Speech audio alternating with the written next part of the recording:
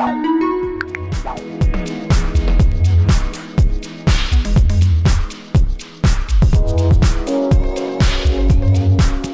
everyone, we wanted to give you a bit of an update on what's been going on top of our Exeter Road building at the moment. So we've been installing 350 solar panels, and that's above the hairdressing and barbering area on Exeter Road, and below us we also have the L20 Hotel School.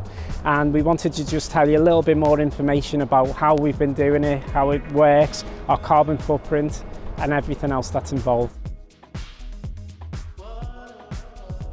So this is one of our solar panels. We have 350 of these and they generate 100,000 kilowatts between them a year. It reduces our carbon footprint. It's so good for the environment. We're really trying to push forward at the moment with our sustainable practices, especially within the hairdressing and the hotel school, which lies below us. So much so that the students actually do a full unit on sustainable working practices. So we're trying to give them a little bit more information about this. We're going to give them some work packs out and explain how much this saves throughout the year as well.